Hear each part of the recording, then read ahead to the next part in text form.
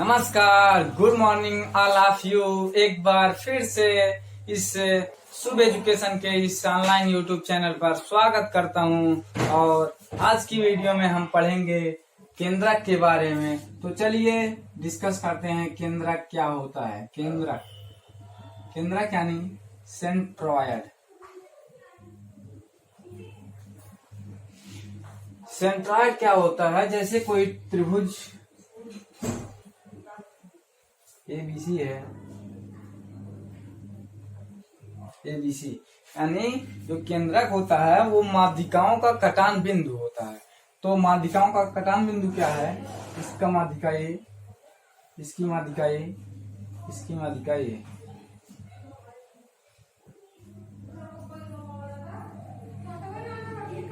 इसकी माध्यिका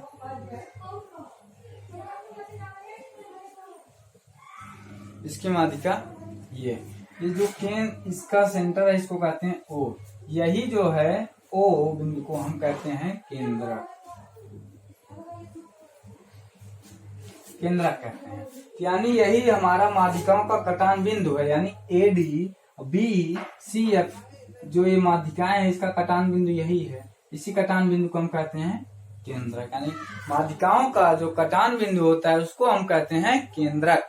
तो चलिए, यानी माध्यिकाओं के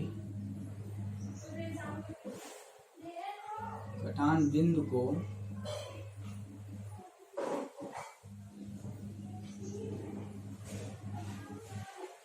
केंद्रक कहते हैं। माध्यिकाओं के कटान बिंदु को केंद्रक कहते हैं। किसी भी त्रिभुज के माध्यिकाओं के कटान बिंदु को केंद्रक कहते हैं। अब केंद्रक इस त्रिभुज का क्या क्या गुण होता है?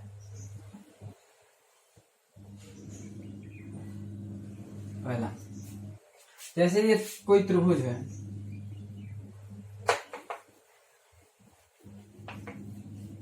ये कोई त्रिभुज है ABC। ये जो इसकी माध्यिका है इसको बराबर भागों में बांटती है। तो हम कह सकते हैं किसी भी त्रिभुज की जो माध्यिका होती है वो दो समान क्षेत्रफल में बांटती है। यानी माध्यिका जो होता है त्रिभुज को दो समान क्षेत्रफलों में बांटती है। तो हम लिख सकते हैं माध्यिका त्रिभुज को दो बराबर क्षेत्रफल में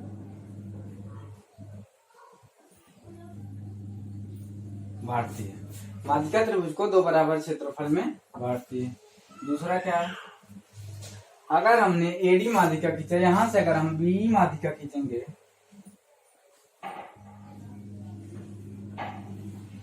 BE, तो हमारा हो जाएगा BE माध्यिका खींचेंगे। और अगर हम एक माध्यिका CF खींचे, CF इसका O हो गया ये F, तो हम कह सकते हैं जो हमारा केंद्रक होता है, केंद्रक माध्यिका को तीन समान क्षेत्रफलों वाले त्रिभुज में बांटती है। लिख सकते हैं केंद्रक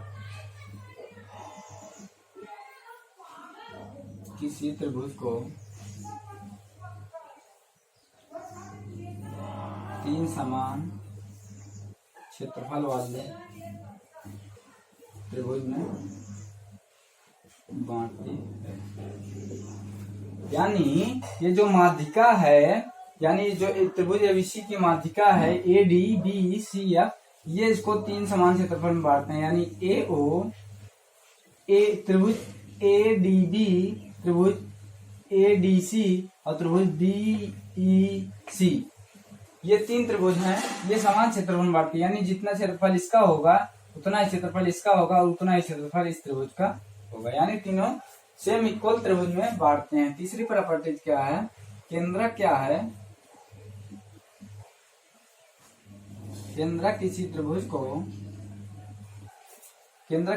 को समान क्षेत्रफलों में बांटती है। केंद्रक जो होता है किसी त्रिभुज को समान क्षेत्रफलों में केंद्रक किसी त्रिभुज को समान क्षेत्रफलों में बांटती हैं, समान क्षेत्रफल में बांटती है। अब इसमें क्या होता है, जैसे एक देखिए, एक त्रिभुज ये हो गया, एक त्रिभुज ये, एक त्रिभुज ये, एक त्रिभुज ये, एक त्रिभुज ये, यानी कुल 6 त्रिभुज हो गए। यानी ये 6 समान त्रिभुजों में बांट रहा है केंद्रक। तो हम कह सकते हैं जितना क्षेत्रफल इस त्रिभुज का होगा उतना क्षेत्रफल इस त्रिभुज का होगा, उतना ही क्षेत्रफल इस त्रिभुज का होगा, उतना ही क्षेत्रफल इस त्रिभुज का, और इस त्रिभुज का, इस त्रिभुज का, सबका समान क्षेत्रफल होगा।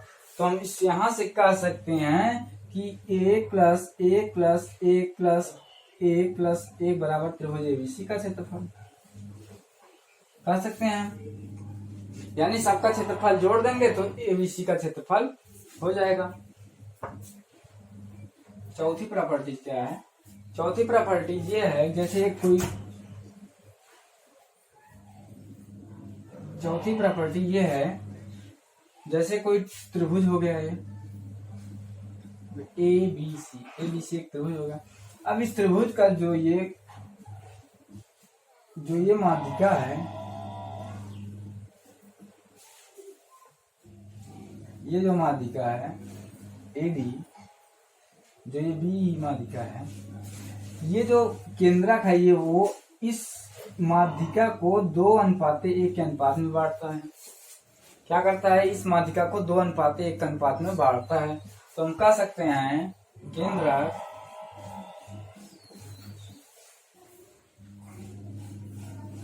माध्यिका को 2 बराबर,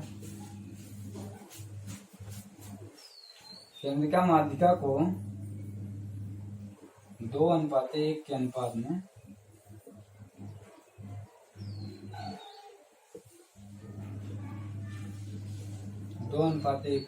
में बांटती है। अब ये 2 होगा, ये 1 होगा, अगर ये 12 होगा तो ये 6 हो जाएगा, यानी 2:1 के अनुपात में बांटती है। चलिए इसको नोट डाउन कर लीजिए, अब हम आगे बताते हैं। चलिए आगे देखते हैं आगे क्या है।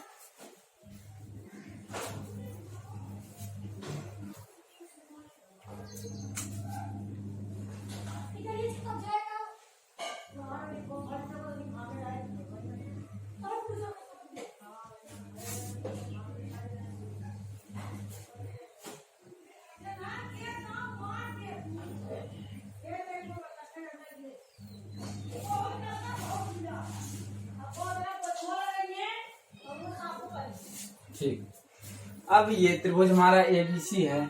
इस त्रिभुज में क्या होगा, हमने आपको पहले बताया है कि किसी भी त्रिभुज में जो त्रिभुज में 2 भुजाओं का योग हमेशा तीसरी भुजा से बड़ी होती है। तो हम देखेंगे त्रिभुज बीओसी में क्या होगा, ये बीओ भुजा और ओसी भुजा का दोनों का योग इस बीसी से बड़ा होगा।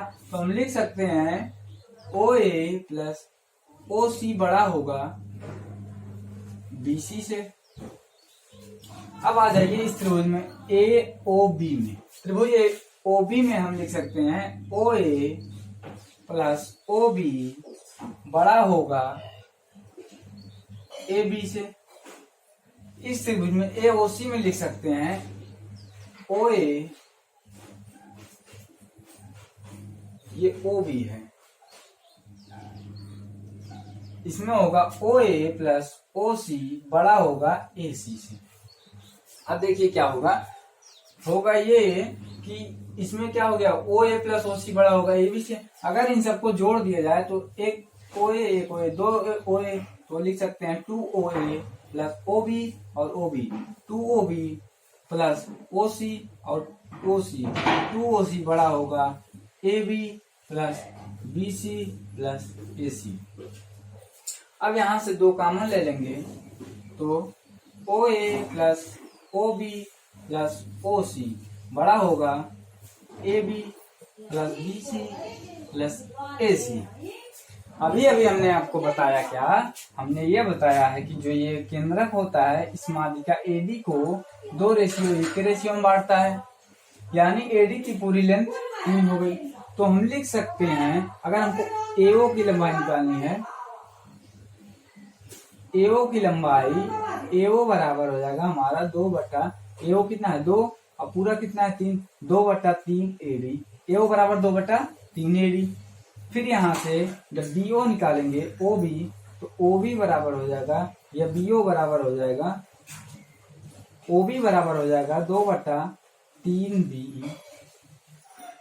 फिर यहाँ से जब OC बराबर निकालेंगे, OC बराबर हो जाएगा 2/3 CF, 2/3 CF।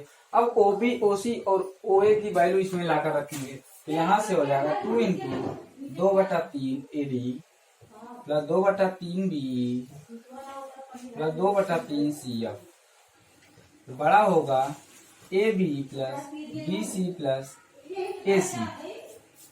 अब यहाँ से 2/3 हम कॉमन ले लेंगे, तो ये हो जाएगा 2/3 into AD plus BE plus CF, बड़ा होगा AB plus BC plus AC। यहाँ से जब गुणा करेंगे तो ये हो जाएगा 4/3 AD plus BE plus CF, बड़ा होगा AB plus BC plus AC।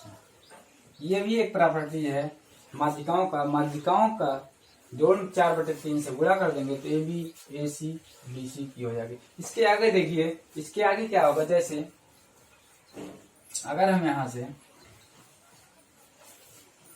यहाँ से अगर हम लिख सकते हैं इसको 4 × 3 का अगर पक्षांतर करें तो ये हो जाएगा 4AD plus BE plus CF, बड़ा होगा 3 × AB plus BC plus CE, ये हो जाएगा ये भी।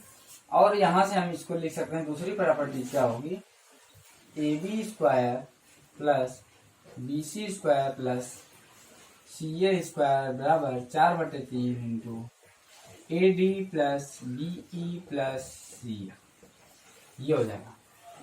इसका मतलब ये हुआ कि जो बड़ा वाला त्रिभुज है, बड़े वाले त्रिभुज का क्षेत्रफल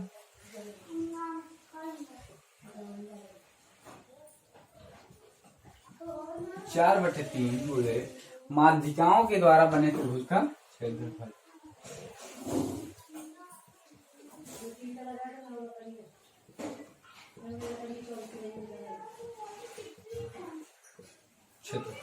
हम लिख सकते हैं त्रिभुज ABC का क्षेत्रफल बड़े वाले त्रिभुज का क्षेत्रफल बराबर 4/3 गुणे इस माध्यिकाओं से बने त्रिभुज का क्षेत्रफल।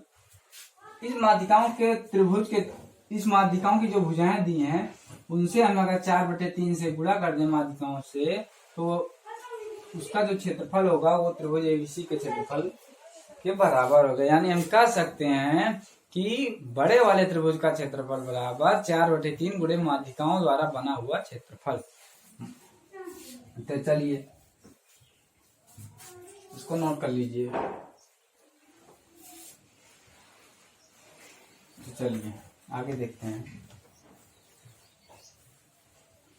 जैसे एक सवाल देखते हैं, इस पर नोट कर लीजिए।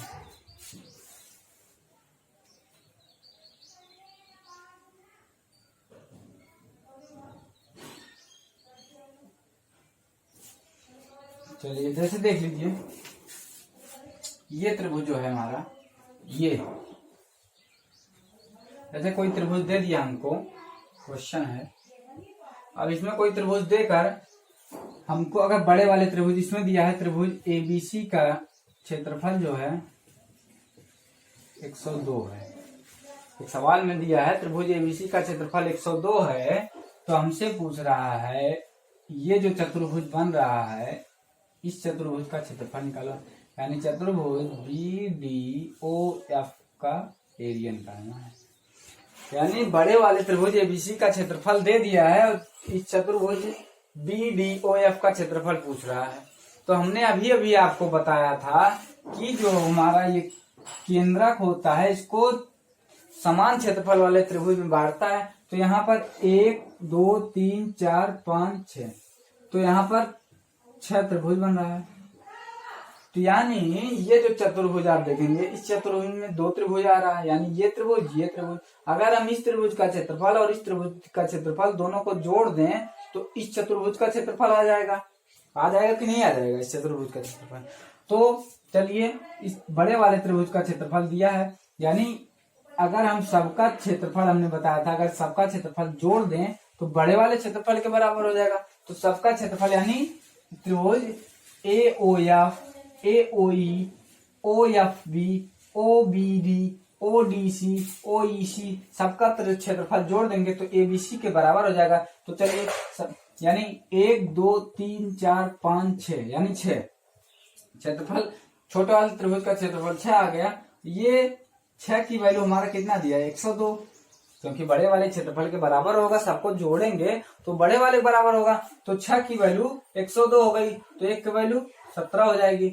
102 में जब 6 भाग देंगे तो 17 हो जाएगी। अब 1 की वैल्यू 17 हो गई तो 1 की वैल्यू कितने हो गई? 1 की वैल्यू 17, इसकी भी वैल्यू 17, दोनों को जोड़ देंगे 17 17 34। तो चतुर्भुज बी डी ओ एफ बराबर त्रिभुज ओ एफ बी प्लस त्रिभुज ओ डी सी का क्षेत्रफल।